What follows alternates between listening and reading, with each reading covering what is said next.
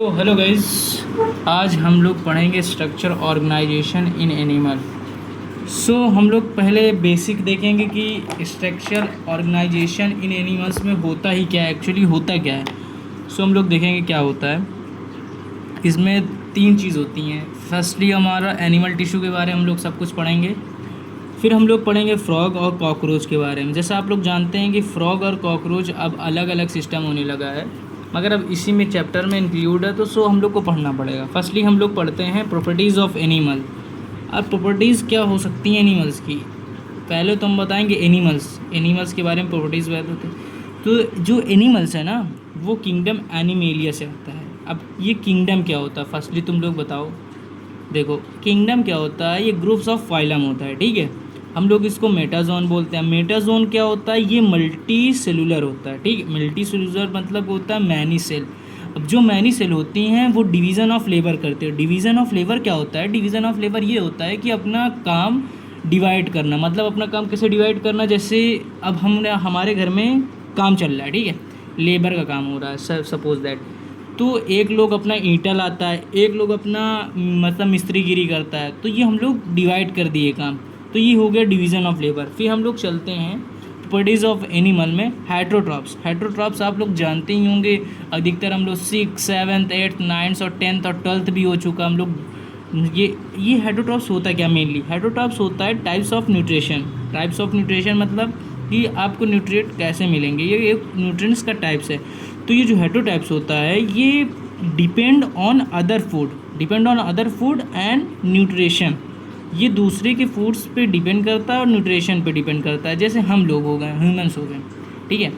हम लोग अपनी मम्मी पे डिपेंड रहते हैं कि मम्मी जब खाना बनाएगी तभी हम खाएंगे। वो तो कहीं कभार हम लोग कभी कभार हम लोग कुछ ना कुछ खा लेते हैं वैसे बना के, वैसे नहीं हम लोग डिपेंड रहते हैं अपनी मम्मी के ऊपर कि हाँ मम्मी मेरी खाना बनाएगी तभी हम खाएंगे। ये हो गया हेट्रोट्रॉप्स।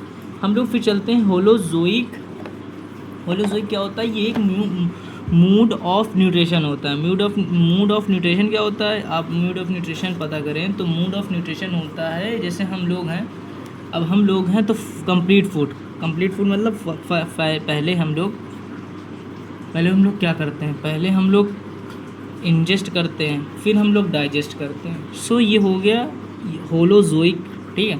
फिर हम लोग चलते हैं यूकैरियोटिक। जो एनिमल की प्रॉपर्टीज़ है मैं वो आपसे डिस्कशन कर रहा हूँ, ठीक है। फिर हम लोग चलते हैं यूकैरियोट। आप लोग जानते हैं कि यूकैरियोट वो होता है जिसका वेल डिफाइंड न्यूक्लियस होता है, ठीक है।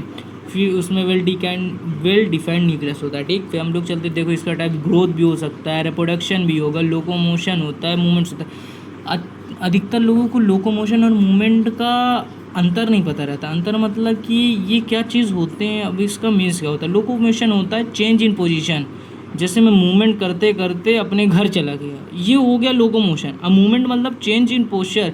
अब एक जगह जैसे मैं कुर्सी में बैठ के आप लोग को पढ़ा रहा हूँ, चेंज ऑफ पोस्चर। मैं अभी इधर बैठ रहा हूँ, उधर बैठ रहा हूँ, अपना उधर मुँह कर रहा हूँ, इधर मुँह कर रहा हूँ, ठीक है।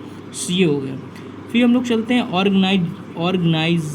ऑर्गेनाइज में चलते हैं, ठीक है। फिर हम लोग इसमें क्या होता है, दो टाइप्स होते हैं, एक यूनिसेलुलर, मल्टी सेलुलर। आप लोग जानते हैं कि यूनिसेलुलर मतलब 1 सेल होती है, मल्टी सेलुलर मतलब मैनी सेल होती हैं, ठीक है। सिंगल सेल वही हो गया, ठीक है। अब इन लोग को एग्जांपल बता दें। यूनिसेलुलर मतलब अमीबा हो गया, ठीक है। मल्टी सेलुलर होता है हाइड्रा। यूनिसेलुलर क्या होता है, ये सिंगल सेल होता है, ये अपना काम खुद करता है, रिप्रोडक्शन भी करता है, डाइजेस्ट भी करता है, ये सब सिंगल सेल खुद करती है, ठीक है। बच्चा भी पैदा करेगा, हर खाना भी खा लेता, हर चीज़ मतलब एक ही सेल करती है। तो यही हो गया, ठीक है। फिर हम लोग चलते हैं स्ट्रक्चरल ऑर्गेनाइजेशन क्या होती है, हाउ सेल्स आर ऑर्गेनाइज्ड, कैसे सेल ऑर्गेनाइज्ड होती है। हमारी ह्यूमन बींग्स में क्या होता है, इतने सेल, हमारा लंग्स है, हार्ट है, ठीक है, हमारा हाथ है, पैर है, ये कैसे बने, ठीक है। जैसे हम तुमको एक चीज़ एग्जांपल दूंगा, जैसे हमारा घर बनता है, ठीक, हम लोग ब्रिक होता है, ब्रिक मतलब ईंट जो होता है, हम लोग अपना घर कैसे बनाते हैं, ईंट रख के एक हमारा घर तैयार होता है, उसमें हम लोग सिलमिट डालते हैं, ये सब अपना सीमेंट डालते हैं, सीमेंट हो गया और ये मोरंग हो गया, ये सब लोग डालते हैं तो अपना एक घर बन जाता है अच्छा। फिर हम लोग इसमें प्लास्टर करवाएंगे, हर चीज़ करवाएंगे। इसको हम लोग बोल सकते हैं। तो वैसे हमारी बॉडी का फंक्शन है, जैसे हमारी बॉडी का फंक्शन क्या होता है, सेल। अब तुमको एग्जांपल दूंगा, जैसे तुम बच्चे थे, ठीक है, तुमको ABCD पढ़ाई जाती थी। फिर सेल के बाद आता है टिश्यू, टिश्यू ऑर्गेनाइज्ड होता है। सेल से जुड़ते जुड़ते हम लोग टिश्यू बनते हैं, ठीक। तो उसी अकॉर्डिंग जैसे ABACD है, इनसे जुड़ते जुड़ते वर्ड बनते हैं। फिर हम लोग वर्ड पढ़ते हैं कि ये एप्पल होता है, पहले हम लोग ABCD पढ़ते हैं, फिर सेकेंडली हम लोग क्लास हमारी जंप होती है तो हम क्लास जंप के पढ़ते हैं। फिर हम लोग पढ़ते हैं A for Apple, B for baby, ऐसे समथिंग पढ़ते हैं। फिर हमारी टिश्यू से ऑर्गन बनते हैं। ऑर्गन जो बनते हैं जैसे हमारा हार्ट हो गया, लंग्स हो गया, ये सब ऑर्गन्स होते हैं, ठीक है। ऑर्गन्स हो गए तो ऑर्गन से फिर ऑर्गन सिस्टम बनेगा। जो ऑर्गन होगा वो हमारा सेंटेंस होता है। जब हम लोग क्लास जंप करते हैं तो हम लोग फिर सेंटेंस पढ़ते हैं, this is a boy, this is a girl, this is a cute girls, ठीक है। समथिंग समथिंग अपना पढ़ते रहते हैं। फिर हम लोग ऑर्गन सिस्टम, जैसे हम अभी हम पैराग्राफ पूरा पढ़ते हैं, जैसे अभी समझ रहे हैं ये धड़ाधड़ NCERT पढ़ रहे हैं, ये पैराग्राफ ही तो है ना, ये ऑर्गन सिस्टम हो गया, ठीक है। हम लोग अब बेसिकली बात कर चुके हैं, अब हम लोग अच्छे इसमें थोड़ा थोड़ा घुसते हैं, थोड़ा घुसेंगे, ज़्यादा नहीं घुसेंगे। सो टिश्यू क्या हो सकता है? देखो टिश्यू हमारा हो गया, animals are made up of 4 basic type of tissue. जो अभी हम लोग धीरे धीरे अंदर जाएंगे। एनिमल्स जो होते हैं वो 4 बेसिक टाइप ऑफ टिश्यू बनाए हैं। First epithelial tissue, secondly connective tissue, muscular tissue, neural tissue. फिर से एक बार हम कहेंगे, 3 बार रिकॉर्ड कर, 3 नहीं 5 बार बोलेंगे। Epithelial tissue, connective tissue, muscular tissue, neural tissue. Epithelial tissue, connective tissue, muscular tissue, neural tissue. Epithelial tissue, connective tissue, muscular tissue, neural tissue. Epithelial tissue, connective tissue, muscular tissue और क्या, neural tissue. हाँ बात सही है, ये हो गया, ठीक है। फिर हम लोग देखो ऑर्गन सिस्टम स्टमच हो गया ये, ठीक है। फिर हम लोग ऑर्गन पे चलेंगे, जो NCERT की हमारी लाइन है, क्योंकि अगर NCERT की लाइन हम लोग नहीं पढ़ेंगे तो क्या होगा। देखो ये होता है, देखो दिस टिश्यू आर प्रेजेंट है, ये प्रेजेंट मैं ऐसे ही लिखता हूँ present. This tissue are present in a specific pattern arrangement, मतलब pattern arrange and specific proportion percentage. This tissue, ये टिश्यू होते हैं, इसको प्रेजेंट होते एक स्पेसिफिक पैटर्न पे प्रेजेंट होते हैं और स्पेसिफिक प्रोपोर्शनल में प्रेजेंट होते हैं, ठीक है। फिर हम लोग चलते हैं ऑर्गन सिस्टम क्या, व्हेन 2 और मोर ऑर्गन, अब तुमको बताते हैं, व्हेन 2 और मोर ऑर्गन इंटरएक्ट, क्या chemically and physically and chemically, ये इंटरएक्ट होते हैं, फिजिकली और केमिकली इंटरएक्ट होते हैं। And release of the digestion juice, chemical enzyme, something.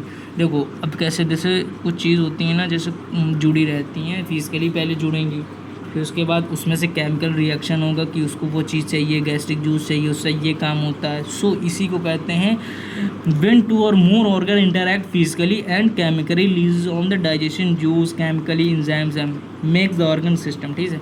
फिर हम लोग चलेंगे tissue group of similar cells, हम लोग ग्रुप ऑफ सिमिलर सेल्स में चलेंगे, ठीक है।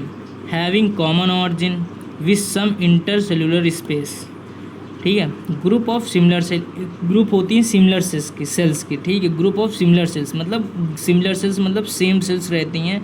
हैविंग कॉमन ऑरिजिन, एक कॉमन ऑरिजिन होता है, विथ सम इंटरसेलुलर स्पेस, कुछ थोड़ा बहुत इंटरसेलुलर स्पेस का है, मतलब हैविंग इंटरसेलुलर मैट्रिक सब्सटेंस, कुछ मैट्रिक सब्सटेंस होता है। परफॉर्म स्पेसिफिक फंक्शन, जो परफॉर्म करता है स्पेसिफिक फंक्शन, मतलब टिश्यू क्या होता है, ग्रुप ऑफ सिमिलर सेल, एक सेम सेल होती है जो हैविंग कॉमन ऑरिजिन, जो कि कॉमन ऑरिजिन होती है, some intercellular space and perform specific function, intercellular space होती है और परफॉर्म करती हैं एक स्पेसिफिक फंक्शन, ठीक है।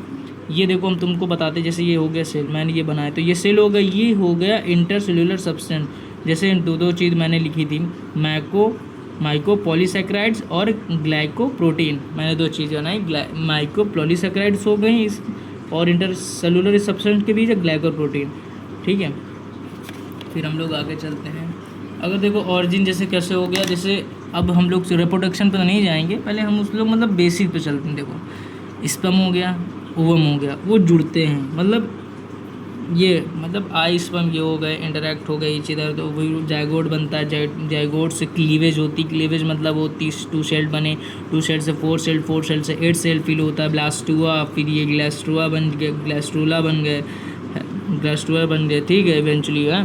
उसके बाद बच्चा पैदा होगा, बच्चा पूरा बन गया, पूरा बॉडी फॉर्म हो गया। सो यही ओरिजिन हो गई। फिर हम लोग है, इसके पास 3 जर्म्स लेयर होती हैं। 3 जर्म्स लेयर कौन कौन सी होती हैं, एक्टोडर्म, मेसोडर्म, इंडोडर्म। क्या क्या होती है? Ectoderm, mesoderm, endoderm. ठीक है, फिर हम लोग चलते हैं स्पेसिफिक फंक्शन। स्पेसिफिक फंक्शन होता क्या है? जैसे हम लोग ने स्पेसिफिक फंक्शन बताया तुम लोग को क्या क्या होती हैं, एपिथीलियम, कनेक्टिव, मस्कुलर और क्या क्या क्या न्यूरल। यस, फिर एपिथीलियम क्या होती है? जैसे तुम्हारा घर है, ठीक है, अब घर, अच्छा बिना मतलब जैसे तुम भी ऐसे रोड में रोटोगे, तुमको हवा आ जाएगी, मच्छर काट रहे हैं, अगर तुम घर में रहोगे मच्छरदानी मतलब घर में रहोगे, हर चीज़ प्रोटेक्ट करता है ना, तो वैसे एपिथीलियम हमारी बॉडी को सबसे पहले पाई जाती है, जो हमारी बॉडी को कवरिंग करती है। जैसे हमारा घर हमको कवर करता है, कोई चोर डाकू हमारे घर पे चोरी नहीं कर पाता, ये लाइनिंग प्रोटेक्शन होता है। ठीक, समझ में आ गया?